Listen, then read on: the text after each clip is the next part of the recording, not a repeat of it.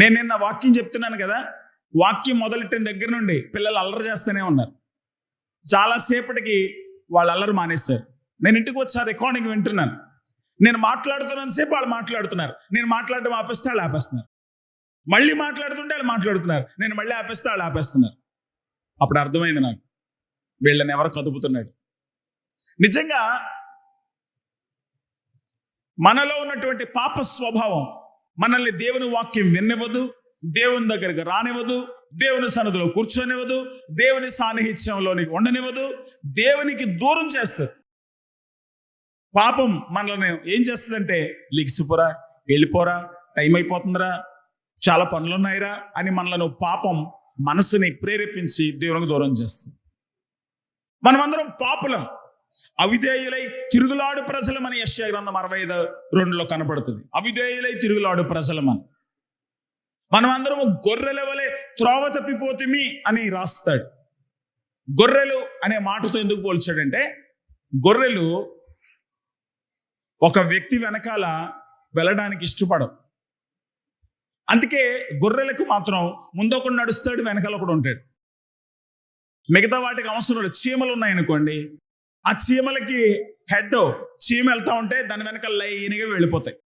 బాతులు ఉన్నాయనుకోండి, ఒక బాతు వెళ్తా ఉంటే ఆ బాతు వెనకాల మిగతా నడుచుకుంటూ వెళ్ళిపోతాయి. కానీ గొర్రెలకు అలా కాదు.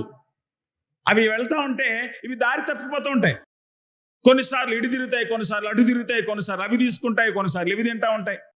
కనుక ఒకటి వెనకాల ఉండి వాటిని దారిలో నడిపిస్తూ ఉండాలి. గొర్రెలు ఎలాగైతే తమకు నచ్చిన చోటకు వెళ్ళిపోతాయో, రెండవది గొర్రెలు భయం పడతాయి ఎక్కువ. వాటిని భయపెట్టడం చాలా ఈజీ. వాటిని భయాందోళన గురి చేసి ఈ ఫాక్స్, నక్కలు కానీ తోడేళ్ళు కానీ ఏం చేస్తాయంటే, ఇవి భయాందోళనను గురి చేసి ఆ గొర్రెలను చెదరగొట్టి అవి ఒంటరిగా వెళుతున్నప్పుడు వెళ్ళి వాటి మీద పడి చంపేస్తాయి. గుంపులో ఉన్న గొర్రెల్ని ఏమీ చేయలేవు, అందుకే చెదరగొట్టడానికి ఇష్టపడతాయి. సో గొర్రెల్ని ఈజీగా భయపెట్టచ్చు. అందుకే గొర్రెల్ని కాపాడడానికి ఎప్పుడు కుక్కలు ఉంటాయి. గొర్రెలు దారి తప్పిపోకుండా ఇవి దారిలో పెడుతూ ఉంటాయి. గొర్రెల్ని కాపాడడానికి కూడా ఈ కుక్కలు ఉపయోగపడతాయి, హెచ్చరించడానికి ఈ కుక్కలు ఉపయోగపడతాయి. మనమందరం గొర్రెల వలె త్రోవ తప్పిపోతుమే. మనకు నచ్చిన దారిలో వెళ్ళిపోతున్నాం, మనం భయపడినటువంటి దారిలో వెళ్ళిపోతున్నాం. వాస్తవం ఏంటో ఆలోచించలేని దౌర్బల్యతలో మనం ఉన్నాం. కాబట్టి ఇటువంటి వాళ్ళ కోసమై దేవుడు తన కృపనిచ్చాడు. మనుషులు మాట వినే వాళ్ళు ఉన్నారు అనుకోండి, వాళ్ళకి కృప అవసరం లేదు. అందరూ కూడా బాగా చదువుకొని పాస్ అవుతున్నారు అనుకోండి, వాడికి గ్రేస్ మార్కులు వేయాల్సిన అవసరం లేదు.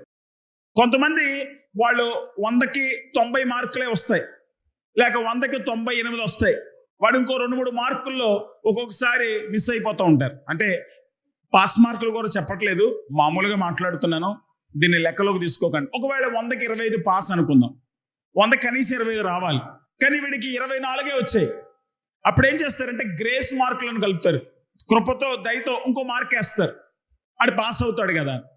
కొంతమంది ఏమంటారంటే, ఆ మధ్యన కొంతమంది పిల్లలు ఆ పరీక్ష పెట్టే వాళ్ళ మీద గొడవకి వెళ్ళారు. ఏమంటే మేము ఎంత కష్టపడి రాసాం, ప్రభుత్వాలకి కనీసం కనికరం లేదు, 1 మార్కు 2 మార్కులు కలపచ్చు కదండి అంటారు. నేను ఒకసారి ఒక లెక్చరర్ గారిని అడిగాను, ఏమండి అటువంటి వాళ్ళు పాస్ అవ్వడానికి 1 మార్కు 2 మార్కులు కలిపితే ఏం పోయింది అంటే, సార్ మేము ఆల్రెడీ ఎగ్జామ్ పేపర్లు దిద్దేటప్పుడు 1-2 మార్కులు అందరికీ కలుపుతాం, 1-2 కాదు, కొంతమందికి 5 మార్కులు చొప్పున కలుపుతాం, అయినా సరే వాడు పాస్ అవ్వడు. ఇంకేం చేయమంటారండి? మనమేమనుకుంటామంటే ఇంటికాడ కూర్చొని అర్రే పాపమ్మ 1 మార్కులో పోయాడు అంటారు. ఆడు 1 మార్కులో పోలేదు, 10 మార్కులో పోయాడు. కానీ వాడికి ఆల్రెడీ గ్రేస్ మార్కులు వేసినా వాడు పాస్ అవ్వలేకపోయాడు. దేవుని కృప ఈ లోకంలోనికి వచ్చింది. దేవుని కృప పాపులను రక్షించడానికి, దూరం అవుతున్న వారిని దగ్గర చేయడానికి, నశించిపోతున్న వారిని వెతికి రక్షించడానికి దేవుని కృప వచ్చింది. మరి ఆ కృప వచ్చిన తర్వాత కూడా ఆ కృపను స్వీకరించి, ఆ కృప ద్వారా ఇవ్వబడుతున్న రక్షణను స్వీకరించి మారు మనసు పొందకుండా మనుషులు దేవుని కృపను త్రోలనాడుతూ ఆ దేవుని కృపాసువార్తను, అపోస్తుల కార్యములు 20వ అధ్యాయం 24వ వచనంలో దేవుని కృపాసువార్త అనే పదం కనబడుతుంది. చూడండి, అపోస్తుల కార్యములు ఎన్నో వచనమ్మా? 20-24 దేవుని కృపా సువార్త. దేవుని కృపా సువార్త ఇది. దేవుని కృపను కూడా వీళ్ళు కోల్పోతున్నారు. మనం 84వ కీర్తన 11వ చరణంలో చూస్తే, యెహోవా కృపనిచ్చేవాడు, మన దేవుడు కృప కలిగిన వాడు. ఆయన ఎంత కృప కలిగిన వాడు అంటే 103వ కీర్తనలో అంటాడు, ఆయన కృప కలిగిన వాడు గనక మనం ఇంకా లయము కాలేదు. ఆయన కృప కలిగిన వాడు, వాత్సల్యత కలిగిన వాడు. యోవేలు కూడా రాస్తాడు, యెహోవా వాత్సల్యత కలిగిన వాడు. మన దేవుడు కృప కలిగిన వాడు. ఆ కృప కలిగిన దేవుడు మనం రక్షించటానికి శరీరధారిగా ఈ లోకంలోకి వచ్చాడు. అందుకే యోహాను 1:14 అంటాడు, ఆ వాక్యము శరీరధారి అయి కృపా సత్య సంపూర్ణుడు. యేసు ప్రభు ఎవరో తెలుసా? కృపా సత్య సంపూర్ణుడు. కృపా సత్య సంపూర్ణుడు. కృపను సత్యముగా సంపూర్ణంగా మన మధ్యన కనుపరిచిన దైవ ప్రతినిధి, దైవ సాక్షాత్కారం, దేవుని తేజస్సు, ఆయన మహిమ యొక్క మూర్తిమంతం యేసుక్రీస్తు ప్రభువారు. ఆ దేవుని కృప నిన్ను రక్షించడానికి వచ్చింది, అలాగే నీ జీవితాన్ని బాగు చేయడానికి వచ్చింది. అందుకే 1 కొరింథీ పత్రిక 15వ అధ్యాయం 10వ వచనంలో పౌలు భక్తుడు అంటాడు, అయినను నేనేమై ఉన్నానో అది దేవుని కృప వలనే అయ్యున్నాను. నేను నీతిమంతుడయ్యాను అంటే, నేను ఒకవేళ ఈవేళ సేవ చేస్తున్నాను అనంటే, లేక నేను అనేక మందికి ప్రయోజనకరంగా మారాను అనంటే, వీటన్నిటికి కారణం దేవుని కృప. దేవుని కృప. నేనేమై ఉన్నానో అది దేవుని కృప. యేసు ప్రభు కృపగల దేవుడు. యేసు ప్రభు దేవుని కృపకు ఆయన మూర్తిమంతమై ఉన్నాడు. దేవుడు ప్రేమస్వరూపి. ఆ ప్రేమకు ప్రతిరూపమే యేసుక్రీస్తు ప్రభువారు. సమస్త మనుషులను ప్రేమించేవాడు, సమస్త మనుషులను రక్షించేవాడు. అందుకే తీతు పత్రిక 2:12 అంటాడు, భక్తిహీనతను ఇహలోక సంబంధమైన దురాశలను విసర్జించి అనే పదాలు వాడతాడు. ఎందుకు భక్తిహీనత విడిచిపెట్టాలి? మనం భక్తిహీనులం గనక. భక్తిహీనుల పట్ల దేవుడు దయ చూపిస్తున్నాడు. ప్రతి మతంలో కూడా ఆ దేవుని ప్రసన్నతను సంపాదించుకోవాలంటే ఎంతో భక్తి చేయాలి. కొన్ని మతాల్లో వాళ్ళు తమను తామే త్యాగం చేసుకోవాలి. కొన్ని మతాల్లో తమ ఆస్తి మొత్తం ఇచ్చేయాలి. కొన్ని మతాల్లో సన్యాసం తీసుకోవాలి. కొన్ని మతాల్లో సంసారానికి దూరంగా వెళ్ళిపోవాలి. అన్నీ త్యాగం చేయాలి. కానీ క్రైస్తవ్యంలో అలా అవసరం లేదు. నువ్వు ఏమి చేయక్కర్లేదు, అవన్నీ దేవుడు యేసుక్రీస్తులో నెరవేర్చాడు. నువ్వు ఆయనను వెంబడిస్తే, ఆయనను ఆహ్వానిస్తే, ఆయనకి నీ జీవితాన్ని ఇస్తే, అవన్నీ చేసిన రాని నీతిని ఆయన ఉచితంగా నీకు అనుగ్రహిస్తాడు. భక్తిహీనులను ప్రేమించి భక్తిహీనులను నీతిమంతులుగా చేయగలిగినటువంటి వాడు దేవుడు. రోమపత్రిక 4వ అధ్యాయంలో ఆయన ఎటువంటి దేవుడో, ఎందుకు ఈ లోకానికి వచ్చాడో యేసు ప్రభు ద్వారా దేవుడు ఏం చెయ్యాలనుకున్నాడో ఇక్కడ చూస్తాం. రోమపత్రిక 4:5 పని చేయక భక్తిహీనుని నీతిమంతునిగా తీర్చు వాని యందు విశ్వాసముంచు వానికి వాని విశ్వాసము నీతిగా ఎంచబడుతుంది. పని చేయకుండానే, నీ కృషి లేకుండానే, నీ ప్రయాస లేకుండానే, నువ్వు సాధించేటువంటి అవసరం లేకుండానే, నీ కృషి లేకుండానే నేను ఉచితముగా క్షమించి ప్రేమించి నీతిమంతునిగా తీర్చి పరలోక రాజ్య భాగ్యాన్ని ఇస్తున్నటువంటి దేవుడు. ఆయన దేవుని కృప, ఈ కృపను యేసుక్రీస్తులో దేవుడు ప్రదర్శిస్తున్నాడు. మనుషులారా, మిమ్మల్ని ప్రేమిస్తున్నాను, మిమ్మల్ని కోల్పోవడం ఇష్టం లేదు, మీరు నాశనం అయిపోతున్నారు, మీరు దూరం అయిపోతున్నారు, మీరు మంచిగా మారడం మీ చేతిలో లేదు, మీరు మంచిగా జీవించడం మీ వల్ల కావటం లేదు, మీ జీవితం వల్ల మీరు నరకానికి వెళ్ళిపోతున్నారు. కనుక మిమ్మల్ని క్షమించి, మీ పాపాలకి నేనే పరిహారం చేసి, మిమ్మల్ని క్షమించి, మిమ్మల్ని సన్మార్గంలో పెట్టి, మిమ్మల్ని నీతిమంతులుగా చేసి, నా రాజ్యవాసులుగా చేసుకొని మీ జీవితాన్ని బాగు చేయాలనుకుంటున్నాను. కాబట్టి ఈ ఆలోచన అంతా కూడా నా మనసులో పెట్టుకొని మిమ్మల్ని ఎలా నా దగ్గర చేర్చుకోవాలనేటువంటి ప్రయత్నంలో భాగంగానే నా కుమారుని లోకంలో పంపిస్తున్నాను. యోహాను సువార్త 3:16 దేవుడు లోకమును ఎంతో ప్రేమించెను కాగా తన అద్వితీయ కుమారునిగా పుట్టిన వాని యందు విశ్వాసం ఉంచు ప్రతి వానికి నిత్య జీవం అనుగ్రహించినట్లు ఆయనను మన కోసం పంపించాడు. నీకు ఉచితముగా పరలోకం ఇవ్వడానికి, ఉచితంగా నీతిని ఇవ్వడానికి, ఉచితంగా నిత్య జీవం ఇవ్వడానికి యేసు ప్రభువును దేవుడి లోకంలోనికి పంపించాడు. మరి యేసు ప్రభు ఎవరండి? దేవుడు యేసు ప్రభుని పంపిస్తే దేవుడు యేసుక్రీస్తుకి తండ్రా? దేవుడు యేసుక్రీస్తుకి యజమానా? దేవుడు యేసుక్రీస్తుకి నాయకుడా? దేవుడు ముగ్గురు వ్యక్తులుగా ఉన్నాడు. ముగ్గురు దేవుళ్ళు లేరు మనకి, దేవుడు ముగ్గురు వ్యక్తులుగా ఉన్నారు. ఆ ముగ్గురులో ఒక వ్యక్తి భూమి మీదకి వచ్చాడు, ఆయన యేసుక్రీస్తు ప్రభువారు. అందుకే యేసుక్రీస్తుని గురించి కూడా మహాదేవుడు అని చెప్తుంది. యేసుక్రీస్తుని గురించి కూడా మహాదేవుడు అని చెప్తుంది. ఇప్పుడు మన సంఘాన్ని మన ఇమ్మానుయేలు సంఘం అంటాం. సంఘము అనే పదంలో బహుళత్వం ఉంది, ఏకత్వం లేదు. సంఘము అంటే ఆనంద్ గారు కాదు, సంఘము అంటే ఆనంద్ గారి కుటుంబం కాదు, సంఘము అంటే గడ్డమోళ్ళ కుటుంబాలు కాదు, సంఘం అంటే నేలోళ్ళ కుటుంబాలు కాదు, సంఘం అంటే పెదాంధ్రపేట వాళ్ళు కాదు, సంఘం అంటే పలానా కులం వాళ్ళు కాదు. సంఘము అంటే మనం అందరం యేసుక్రీస్తు రక్తం చేత కడగబడి యేసు ప్రభునందు విశ్వాసం ఉంచి యేసు ప్రభుని వెంబడించడానికి నిర్ణయం చేసుకున్న వాళ్ళమందరము ఆయన సంఘమే. కానీ ఆ ఒక్క పదమే అనేక మందిని సూచిస్తుంది. కుటుంబము అంటాం. కుటుంబం అనే ఒక్క పదమే, కుటుంబం అనే మాటకు ఒక్కలే ఉన్నారని కాదు. కుటుంబం అంటే తండ్రి ఉన్నాడు, తల్లి ఉన్నాడు, బిడ్డలు ఉన్నారు. అలాగే దేవుడు అనే పదం ముగ్గురు వ్యక్తులను సూచిస్తుంది. దేవుళ్ళు అనకూడదు. మనకు దేవుడు ఒక్కడే, దేవుడు ఒక్కడే, దేవునికి నరులకు మధ్యవర్తి కూడా ఒక్కడే. ఆయన క్రీస్తు యేసు నరుడు. యేసు ప్రభు నరుడుగా వచ్చాడు గనక ఆయన నరుడుగా సంబోధించారు. కానీ ఆయన నరుడుగా రాకుపూర్వం ఆయన కూడా దేవుడే. మనకి ఎంతమంది దేవుళ్ళు ఉన్నారు? ఒక్కడే దేవుడు ఉన్నాడు. కానీ దైవత్వంలో ఎంతమంది ఉన్నారు?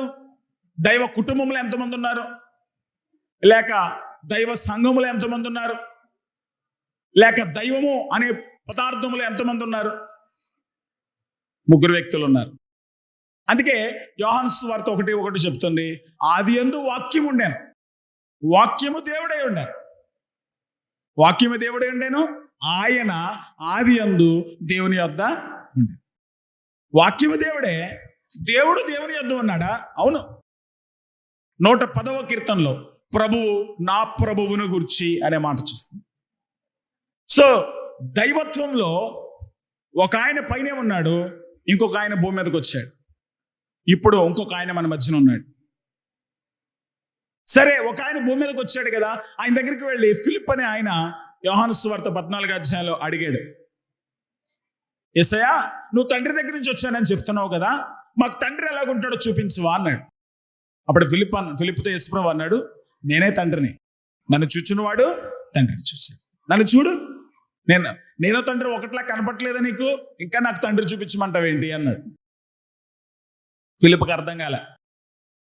పరిశుద్ధాత్మ దేవుడు మన మధ్యకి దిగి వచ్చినప్పుడు అందరూ అనుకున్నారు, ఈయన మరొక వ్యక్తి ఏమో కానీ బైబిల్ గ్రంథంలో పలుసార్లు యేసు ఆత్మ అని రాశారు, కొన్నిసార్లు పరిశుద్ధాత్మ అని రాశారు, కొన్నిసార్లు దేవుని ఆత్మ అని రాశారు. ఇన్ని పదాలు రాశారు. ముగ్గురు వేరా? దేవుని ఆత్మ వేరు, యేసు ఆత్మ వేరు, పరిశుద్ధాత్మ వేరా? కాదు, ఒకడే. కానీ విభజించలేనంత ఐక్యత అక్కడ ఉంది. ఒకరిని ఒకరు వేరు చేసుకోరు, ఒకరికి ఒకరు వేరుగా ఉండరు, ఒకరికి ఒకరు దూరంగా ఉండరు.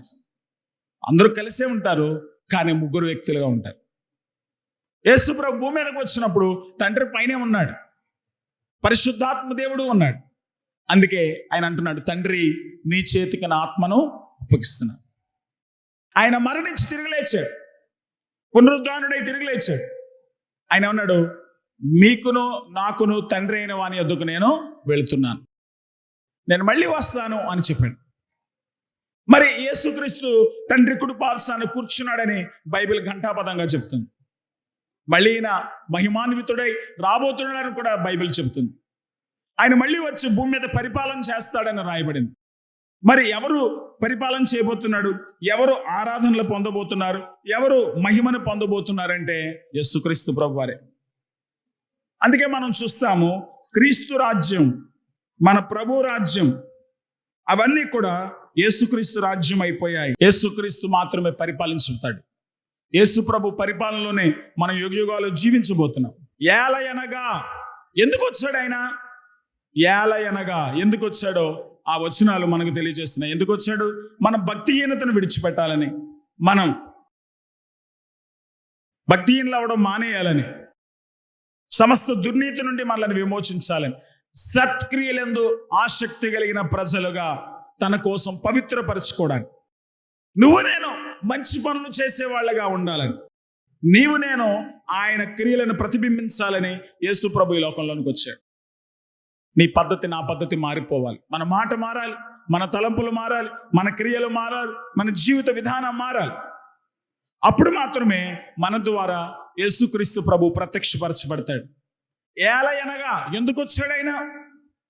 3వ అధ్యాయం 4వ వచనం నుండి 7వ వచనం వరకు చూడండి.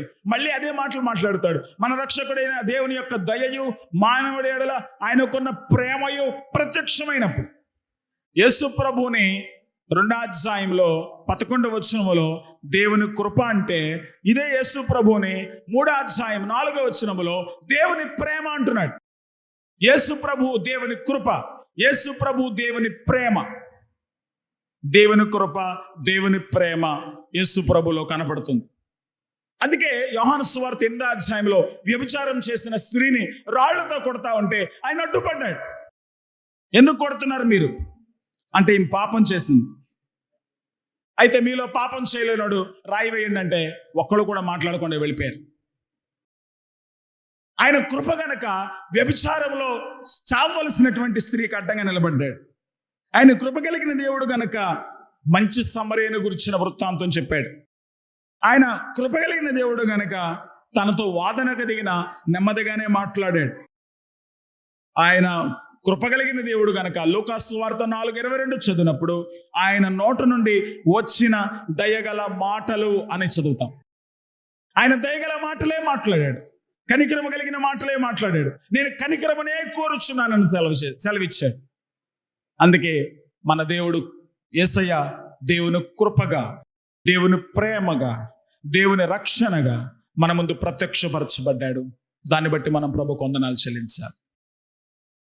మనం నీతిని అనుసరించి చేసిన క్రియల మూలం కాక 3వ అధ్యాయం 5వ వచనం తీతు పత్రిక, తన కనికరము చొప్పుననే పునర్జన్మ సంబంధమైన స్నానము ద్వారా పరిశుద్ధాత్మ మనకు నూతన స్వభావం కలుగు చేయడం ద్వారా మనల్ని రక్షించేను.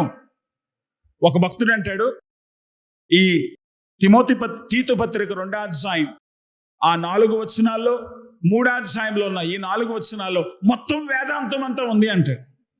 అతి క్లిష్టమైన వచనాలు.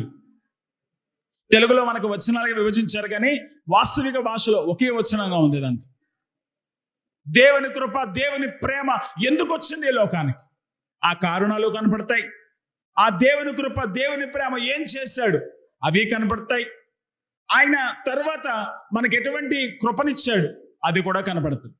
యేసు ప్రభు వ్యక్తిత్వం కనపడుతుంది, యేసు ప్రభు చేసిన విమోచన కార్యం కనబడుతుంది, ఆయన పరిశుద్ధాత్మ కార్యం కూడా కనబడుతుంది. 3 శాస్త్రాలు ఈ వచనాల్లోంచి వివరించవచ్చు. కాబట్టి ఈ వచనాలు చదువుకోండి. దేవుడు తన కృప ద్వారా నీకు మరొక దినం ఇచ్చాడు, మరొక అవకాశం ఇచ్చాడు, నేను క్షమించాడు, మరొక సంవత్సరం ఈ విధంగా ప్రభుని ఆరాధించుకునే అవకాశం నీకు ఇచ్చాడు. ఎందుకంటే మన దేవుడు కృపగల దేవుడు. ఆనాటి నుండి ఈనాటి వరకు నీపై కృప చూపిస్తూ వచ్చాడు. కాబట్టి కృపగల దేవునికి వందనాలు చెల్లిద్దాం. కృపతో క్షమించే దేవునికి వందనాలు చెల్లిద్దాం. కృపగా మన కొరకు వచ్చి మన పాప విమోచన అనుగ్రహించి పరలోక రాజ్యం ఇచ్చిన దేవునికి వందనాలు చెల్లిద్దాం. లేచి నిలబడదాం.